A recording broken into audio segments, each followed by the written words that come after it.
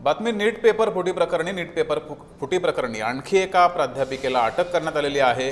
सीबीआयने ही कारवाई केलेली आहे। प्राध्यापिका मनीषा हवालदार हिला अटक करण्यात आलेली आहे।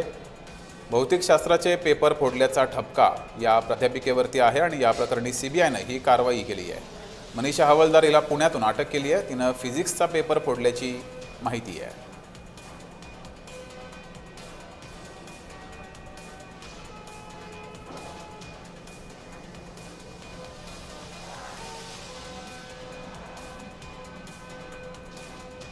तर आणखी एका प्राध्यापिकेला अटक करण्यात आलेली आहे। मनीषा हवालदार असं या प्राध्यापिकेचं नाव आहे।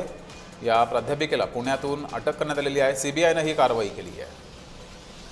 अधिक माहिती घेऊया, आपले प्रतिनिधी प्रीतम पुरोहित आपल्या सोबत जोडलेले आहेत। प्रीतम, आणखी एका प्राध्यापिकेला अटक करण्यात आलेली आहे। आज दिवसभरात सीबीआयने नेमकी कशी कारवाई केली आहे?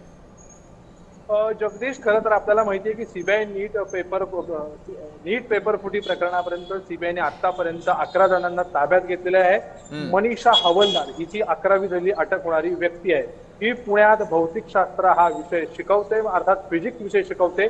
तिने मनीषा मांढरे या व्यक्तीला फिजिक्स मधील काही क्वेश्चन्स दिले आणि हेच क्वेश्चन अंतिम पेपरमध्ये होते। त्याच्यामुळे मनीषा मांढरे, मनीषा हवालदार आणि मनीषा वाघमारे अशा 3 मनीषा या पुण्यात यांनी नीट पेपर हा देशभरामध्ये पोहोचवला आणि तो फोडला आणि 22 लाख विद्यार्थ्यांच्या स्वप्नांचा खेळकोंडोबा केला। ज्यावेळेस मनीषा मांढरेला सीबीआयने आज पुन्हा एकदा ताब्यात घेतलं, सगळी चौकशी केली पुण्यामध्ये आणून, त्यावेळेस त्यांनी मनीषा हवालदार हिचं नाव घेतलं।